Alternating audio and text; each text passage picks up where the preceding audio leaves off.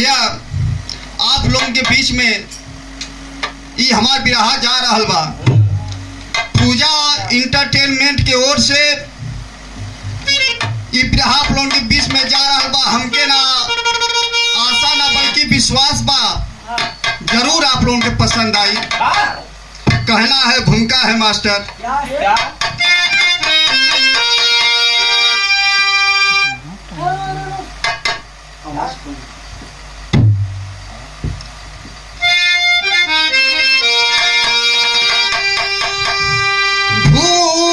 भूमि भारती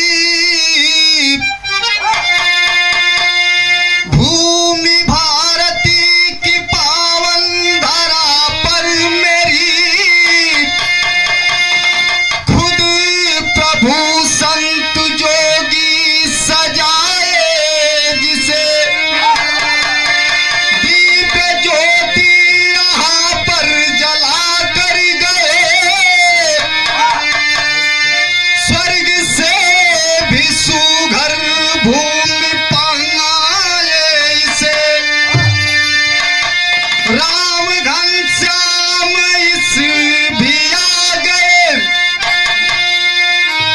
अरे इस भी आ गए खुद। अरे खुद वीर आए यहाँ। अरे खुद गौतम महावीर आए यहाँ। गुरु गोरख की भी यहाँ करम भूमि है। भरथरी को जोगी बनाए यहाँ।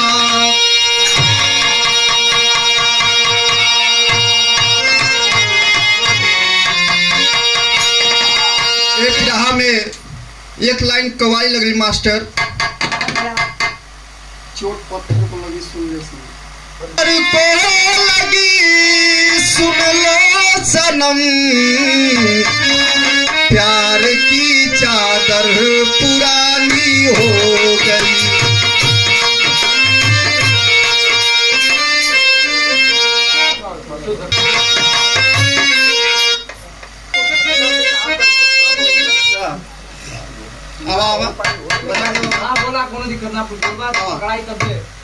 ए मनु तू पीछे से लेकर दे उनके बोला दे तू पीछे से ले खाली। अरे चोट पत्थर को लगी सुन लो सनम। प्यार की चादर पुरानी हो गई।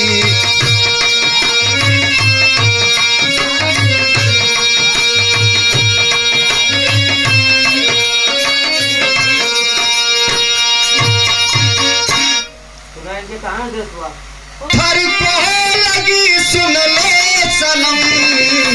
प्यार की चादर पुरानी हो गई। प्यार की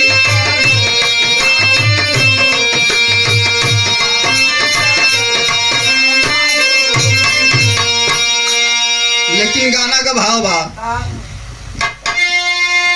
योग किया भाई हृदय में जो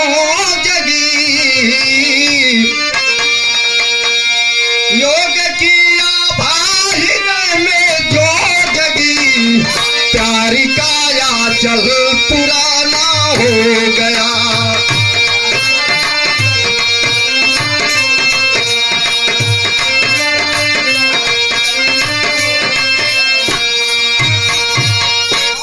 योग किया भाई हृदय में जो जगी। अरे प्यार का आंचल पुराना नाला हो गया। प्रेम और ममता की डोरी कट गई।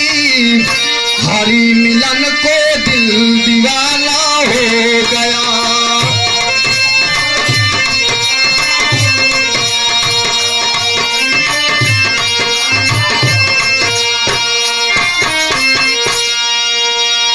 यहाँ नजम के शहर में यहाँ से कहानी स्टार्ट हो गई। नर नार नरे नार।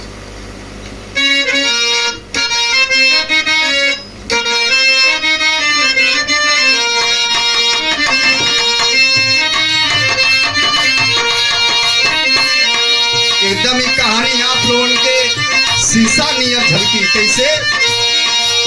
धरथरी भूपति उज्जैन राजधानी है,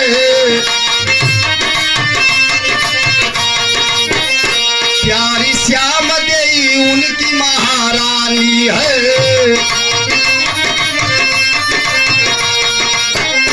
प्रेम करते थे राजा रानी प्यार करती थी, खुशी के आलम में जीवन गुजारा करती थी।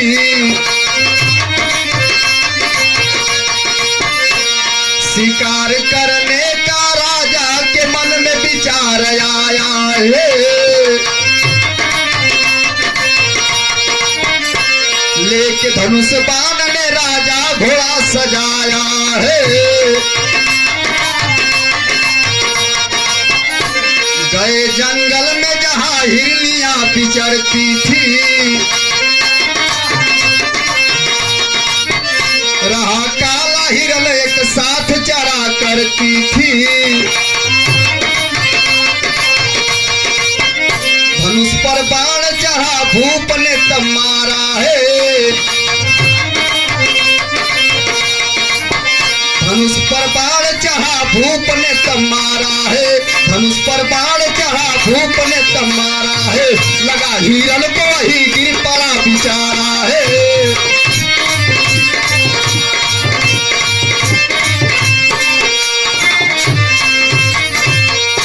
ये देखा केकर कहानी बा। राजा भरथरी का राजधानी उज्जैन रहल, उनके अर्धांगिनी या रानी का नाम श्याम देई रहल। रानी इतना सुंदर रहल कि जबले राजा दो चार बार उनके देख ना ले तबले राजपात में जइबा न करे। एक दिन राजा के मन में विचार आयल कि आज चलब शिकार खेले। है देखला भैया लड़कन के नई शादी अगर हो जाले तनको के वो अजराला तो तुरंत गोवन साफ नियर फन करके तैयार हो जाले। वही तो राजा हमके नई शादी भइल रहल, कहला कि आज चलब शिकार खेले। जब शिकार खेले चलना है जंगल में, अपन सैनिक लेके घोड़े पर सवार होकर चलना है बाबूजी। उस समय एक हिरनी एक हिरन दोनों अपना संभोग कर रहे थे। उसी समय राजा हिरन के मजबूर देख के वही पर बाण चलाते हम। हिरन के जाके लग गए बाबू, हिरन बेचारा तड़फड़ा के गिर गई, तड़फड़ा गिर गई। फिर भी हिरन के प्राण भी छूट गई। 7 सोहिनिया इकट्ठा होके आंख में आंसू लेकर के कह रहे बानी का कलवानी तेजस्या का भाव मास्टर।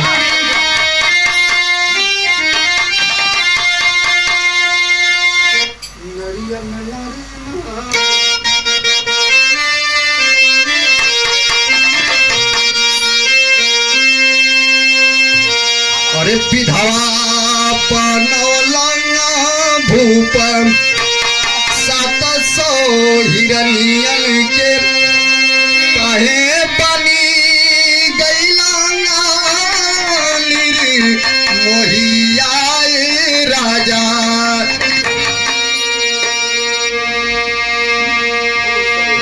लीला भूपा तोह के तनी को दर दिया हो, भूली गईला नारी के सनहिया राजा। तोहरे वियोगवा में रानी ताड़ पी है हो, जैसे तोड़ाला हमनी के सनहिया राजा।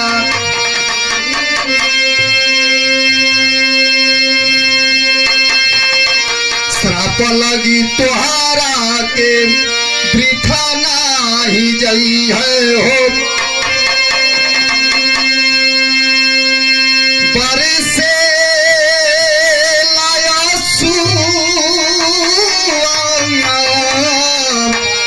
नजरिया राजा जी।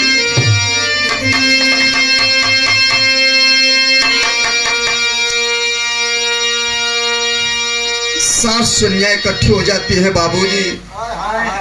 राजा के सामने आंख में आंसू भर करके रो रहल बाड़ी कि राजा सास सोहनियन के एक पति रहलन हो कि तू मार देला।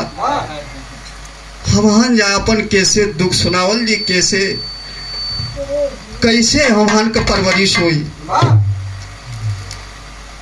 हिरनिया राजा के श्राप देलिन, ये राजा अरे राजा जाओ, इसी तरह तुमसे और तुम्हारे रानी से इतना दूरी हो जाएगी कि तुम्हारी औरत हरदम रोती रहेगी। लेकिन भैल का मास्टर एक लाइन गीत लग गई, जाके लुधियाना जब से बस गेला ना अपनी नस्पाती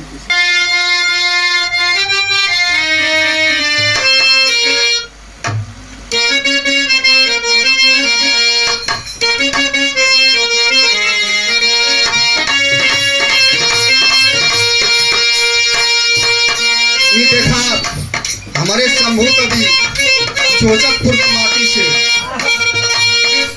आज यूंकर बुढ़ौती वाले की इतना लहरेदार गीत लिखल हम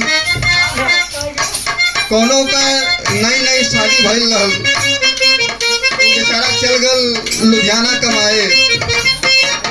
देवरा वही तो उल्टा पुल्टा काम कर दलस तो वह फोड़ के कहा था का कहा था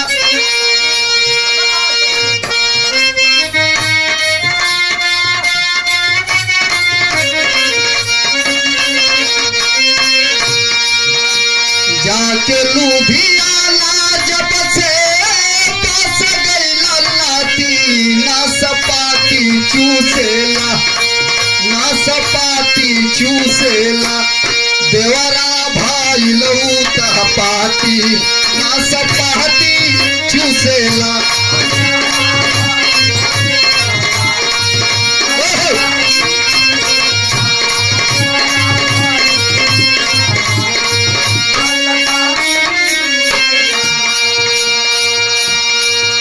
ये देखे वही रस्तवा से गुरु गोरखनाथ जी सरंगी फेरत आवत हो, देखल जब राजा का हालत तो वही जब रुक गई, रुक के कहलन का कहलन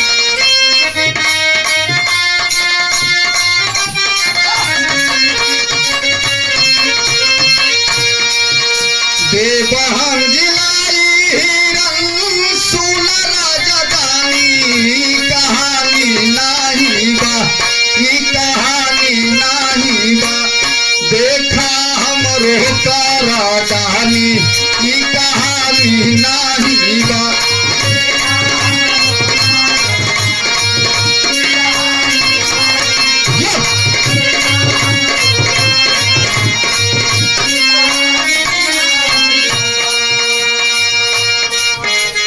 हल्का होई जाई श्राप सुनहला बचनिया,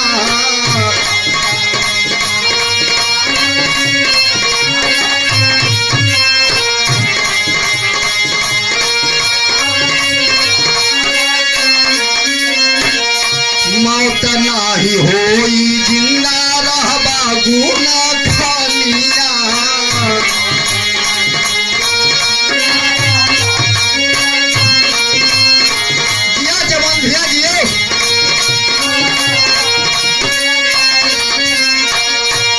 जोगी बन जइबा छूटी राजा राजा धनिया, ई कहानी नाही बा, ई कहानी नाही बा छुट्टी है से जैसा न रहनी, ई कहानी नाही बा।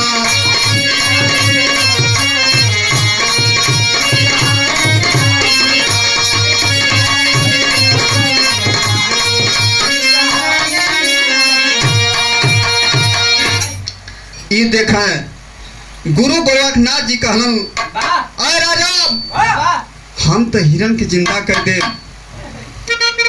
लेकिन तोहार जो पाप बा ये कैसे हल्का हुई। तो राजा साहब कहने कैसे हल्का हुई महाराज। तो कहला कि चल के हमारे साथ में जोग रमाला, हाई राजपात का चिंता छोड़ा, आज साथ साथ में तोहार रानी भी छूट जाइए। चढ़ल जवानी रहा राजा का, उस समय कुछ लौका ना, जेके जहाँ के टच कर दे। लेकिन राजा कहत हुन का कहत हुन एक लाइन गीत लगी,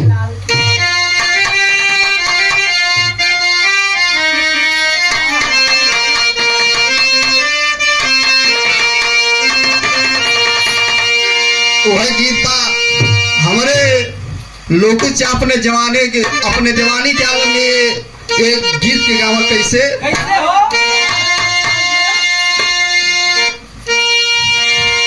अरे चढ़ली जवानिया, अरे चढ़ली जवानिया हमारू राजा, यह गीत गावा कैसे?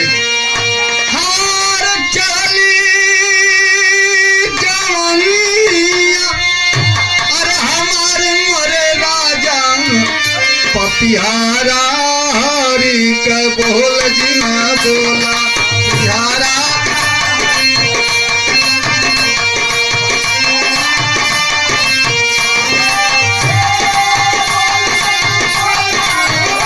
अरे जिया भैया जिया।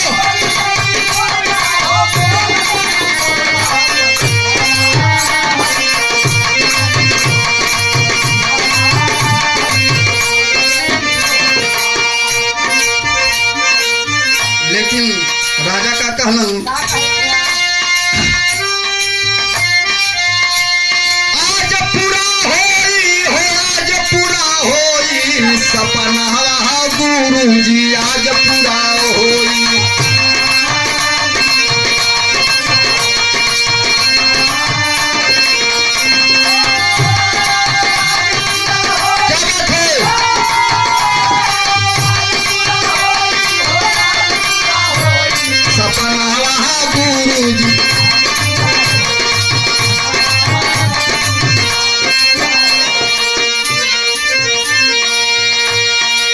छुट्टी है महल चाहे छुट्टी राजधानी, अरे छुट्टी सुख साज चाहे छुट्टी जई है रानी।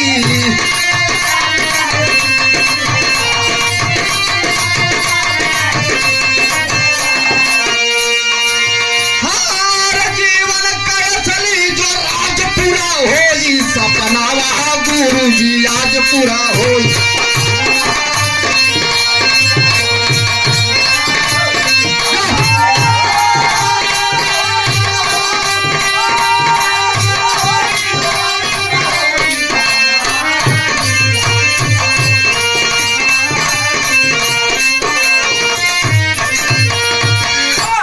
राजा कहलन के हे महाराज, चाहे हमके महल छोड़े के पड़े, चाहे मेहारू छोड़े पड़े, कुल छोड़े के तैयार है, बस हमार तू पाप से जान बचा ला। तो उस समय भैल का एक लाइन यहाँ गीत लग गई, आई देखा चोचापुर का मलाह होकर चाहे सैदपुर का, गंगा जी में सुबेरे सुबेरे जाना लोग, उन्होंने लोग का मेहारू जो बड़ी रोरी मार के एक गीत के गावली कैसे गावली,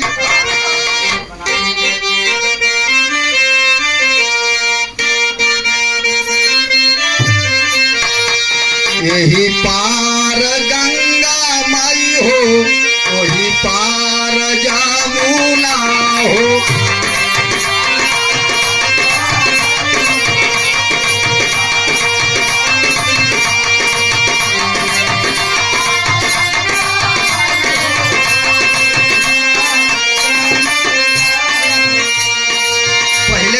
तेरे गाँव है, लेकिन आज के समय में का बात, अरे यही पार गंगा माई हो, वही पार पार जामुना हो।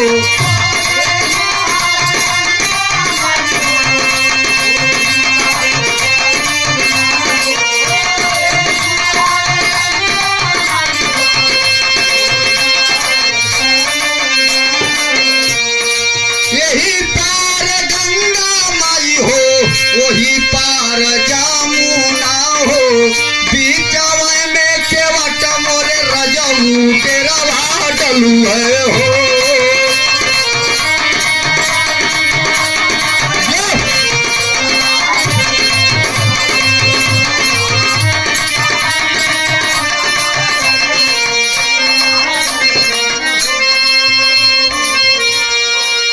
लेकिन भाव बगाना कर कहत का हूँ, यही पार भोगवा बट हो, वही पार जोगावा हो।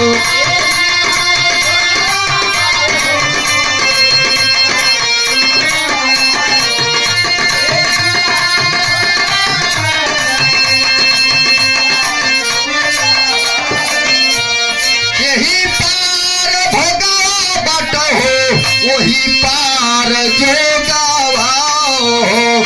बीचवा में लवरिया डगमग डोले हो। लवरिया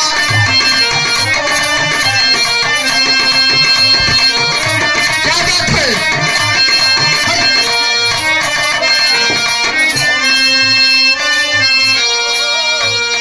रानी जी से भिक्षा मांगी, आई बा महलिया त्यागी।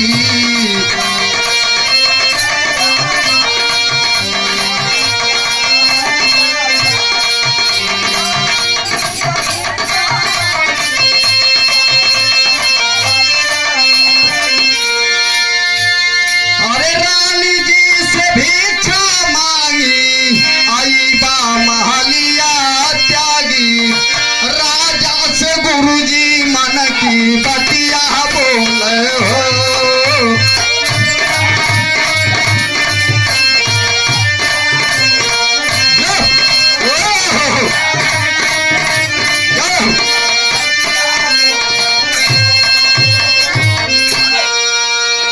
आज देखें गुरु गोरखनाथ जी समझौनन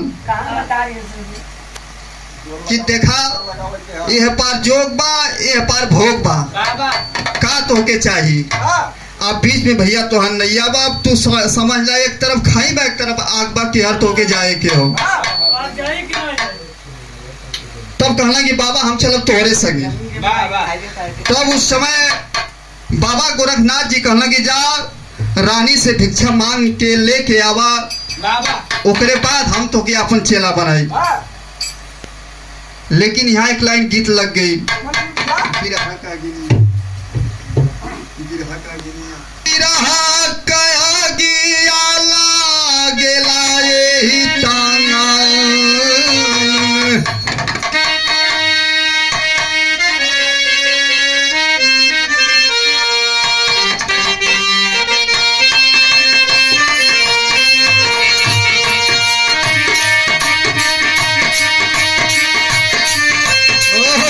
या मास्टर या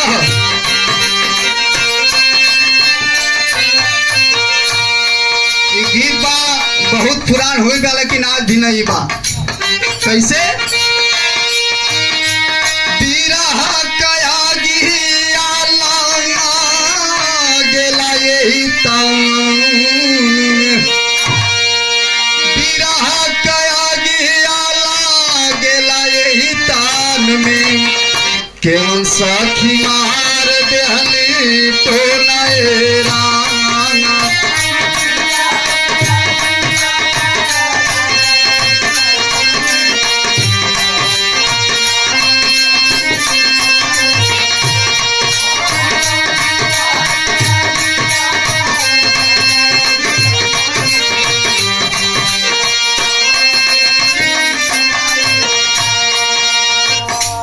लेकिन राजा गईलन हो रानी से भिक्षा मांगे। ये बाबू देखा उस समय रानी पहचान गई है। उस समय कहत कहीं बाबूजी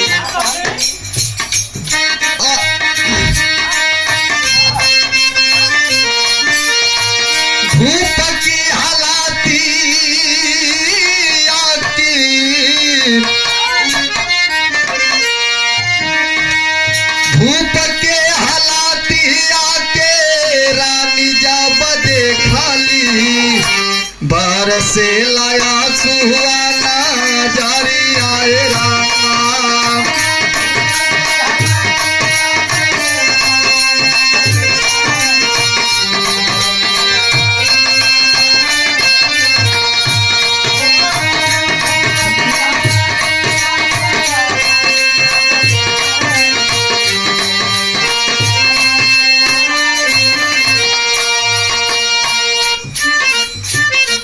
रानी के आंख में पानी आ गई। बाबूजी रो रो के कहत हिनका,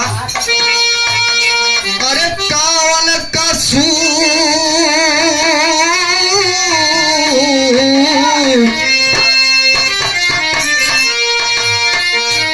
कहावन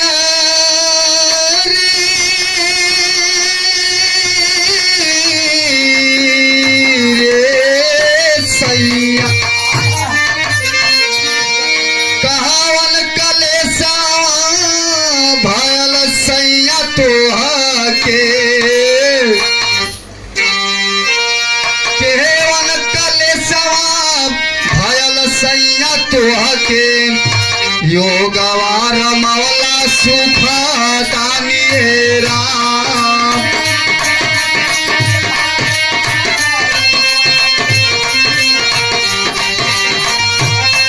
क्या बात है?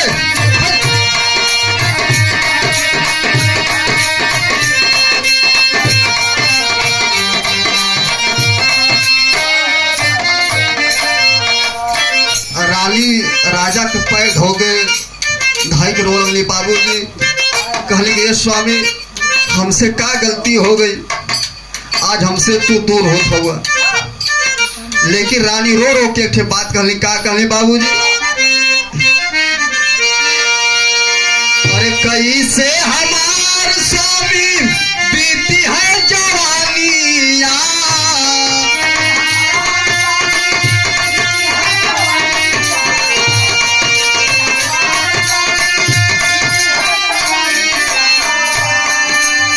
अरे भोरे उठ के राजा के कर भारत चरानिया,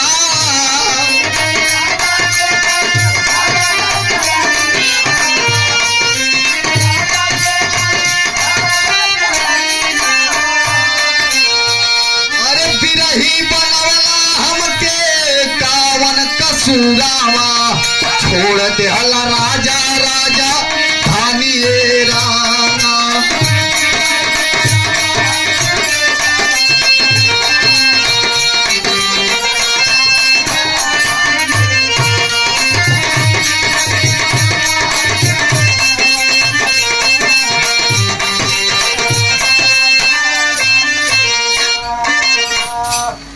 आज रानी बेचारी रो रो के उनकर बिरहुल हाल हो गई। बाबूजी राजा से कहने कि ए महाराज आज शादी कैला हमसे, भरल जवानी में अपने घर में लिया के विधवा बना के तू हमके जात हुआ। तो उस समय भयल का सोरठी का भाव लग गई। अरे हमारे करमवा माई लिखी गईला जो गवायर लिखी,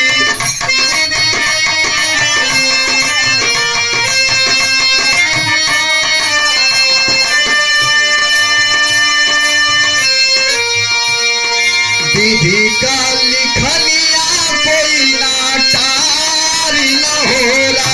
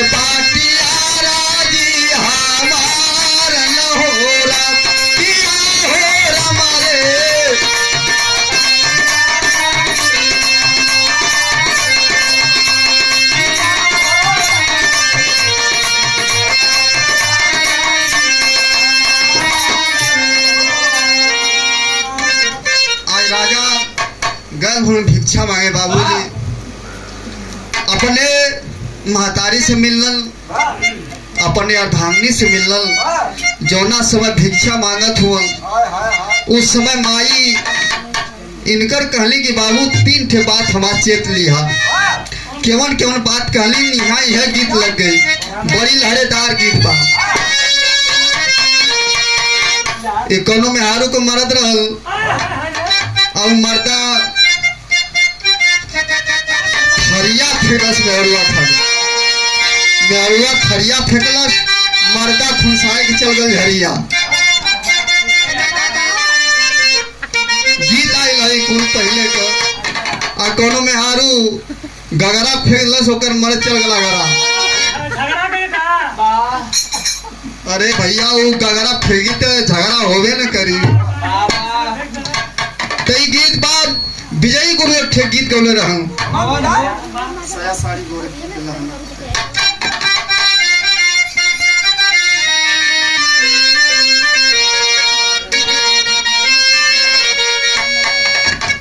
अरे साया साड़ी गोरे की गीत रहल। अरे साया साड़ी गोरे की हो, साया साड़ी गोरे की के लाना पतार की सवार की के ना। सैया ज्यादा मान लं दूसर की के ला। तबले एक ठे कूद गई वही में। वो कहलस का कहलस,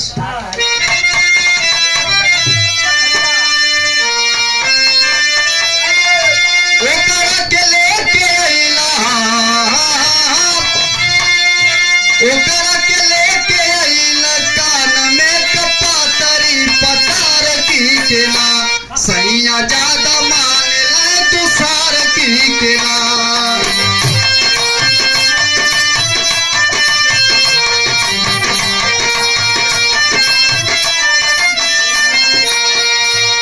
मनोरंजन बदे ढूंढ रहा लो, लेकिन बिरहा का भाव मास्टर।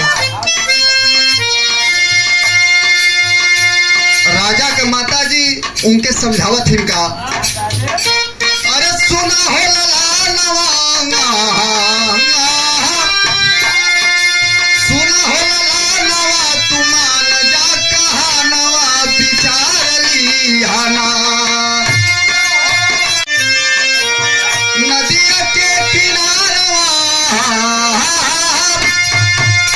नदिया के किनारवा पहाड़ हो ठिकानवा विचार लिहाना। नदिया के किनारवा पहाड़ हो ठिकानवा विचार लिहाना। जगिहा 4 बजे भोरवा विचार लिहाना।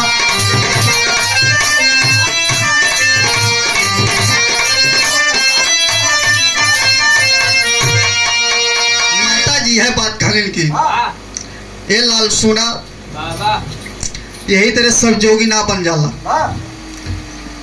भगवान का भक्ति भजन कह के आ रात में इनार की फूले नटई भर नींद खुलवे ना कर। माता जी कहिया आधा पेट खइया, 4 बजे भोर में जग जइहा, कहीं भी सुतिहा यह जगह के हम महल के नीचे सुते थे। लेकिन भाई का मास्टर यहाँ एक लाइन गीत तेरी का भाव है।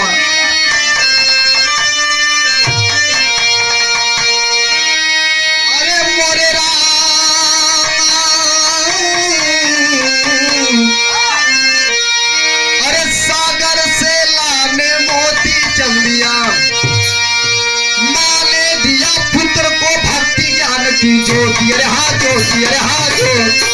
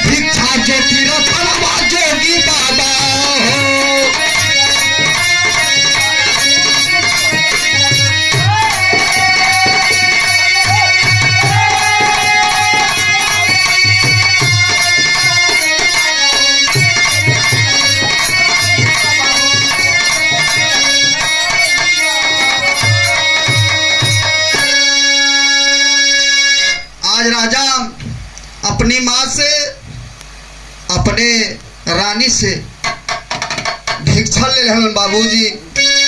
गुरुजी कहन कि ए भक्त तुम्हारी आज भक्ति पूरा हो। गुरुजी खुश हो गए, लेकिन अल्लाह का भाव बा।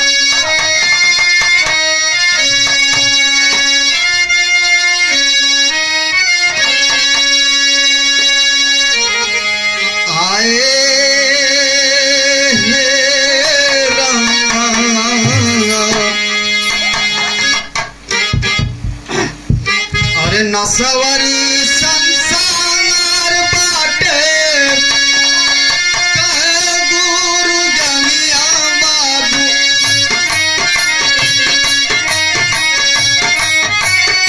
सत्य हरि नाम बाटे जीवन के उद्यान।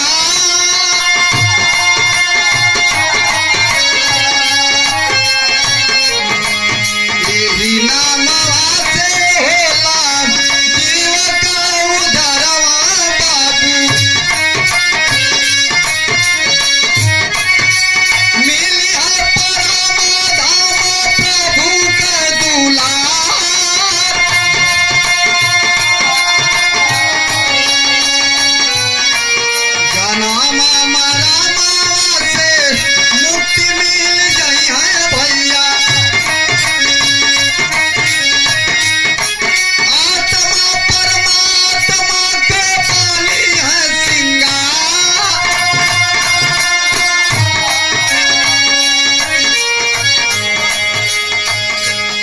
हरी के लेके गुरु गोरख चल सनवा दादा।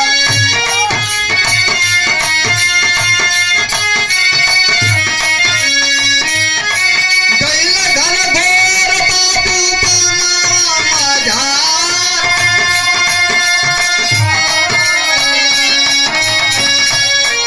कहे यही बाला में लगावा सनवा बबुआ।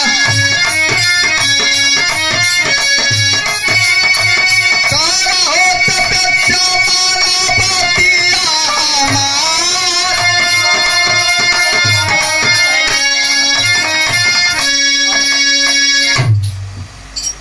आज देखें गुरु जी कहन कि अरे राजा, इसी भक्ति से अपने जीवन का उद्धार हो जाता है, अपने साथ साथ कई लोगों का जीवन उद्धार हो जाता है।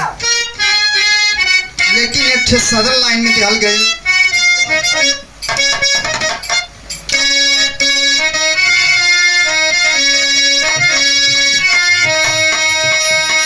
राजा अकेले में जंगल में हम कैसे, अरे 3 दिन बीतल तब राजा घबराइल।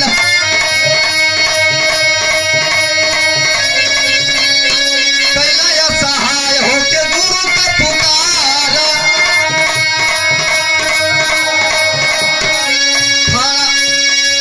खड़ा होके आगे गुरु बाबा बोले बतिया। काहे के बुलौला हमके बतावा दुलार। भरथरी कहल गुरु मन घबराइल।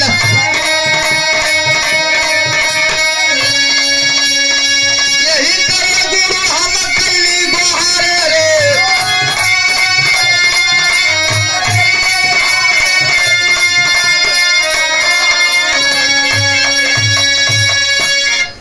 आज राजा के 3 दिन बीतल है जंगल में। इतना घबरा गिलन, इतना शेरन का आवाज सुन के उनका फट गए। गुरु जी के उनके याद करे के होगा। गुरु जी अइलन, कहलन कि का भल बाबू। कहलन कि ये बाबा हमके डर लगत था। तब बाबा कहलन कि हो जो में आरू चाहिए का तोके। तब राजा कहलन कि अरे महाराज मिल जाते इससे बढ़िया का हो। कहलन ए राजा, उस दिन जब तुम हिरण को मारा था, जिस समय हिरण हिरनी दोनों अपने में प्रेम कर रहे थे, उसी समय तुमको सोचना था आज मैं इसको मार दूंगा, ये कहाँ अपना पति पाएगी। आय है तब उस समय राजा कहलन कि ऐसा ना है बाबू, तू अपन तपस्या करा, अपन पाप के दूर करा।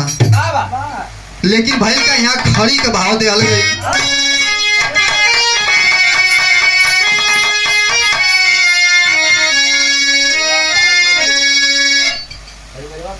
खाई तो उनके बाद रह जाऊँ पता नहीं।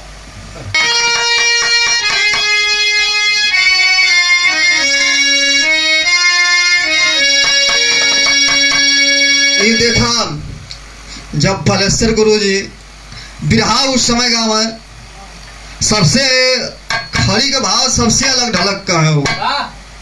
कैसे?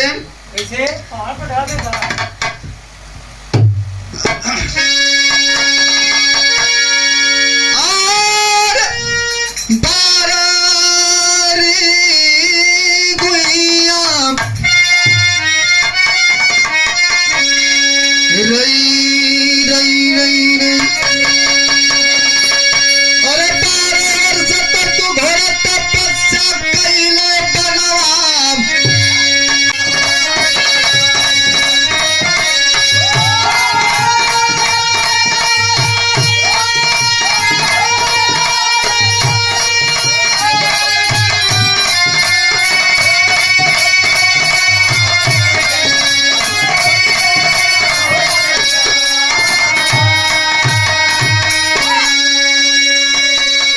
भैला प्रकट गुरु दिहल शिष्या, गुरु जी की छाया बनल काला पापीरी छिया।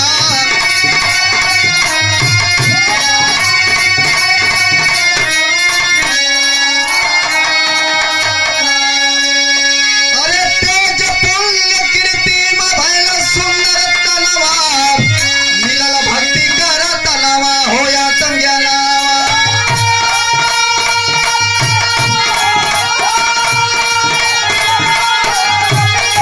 अरे जिया भैया जिया।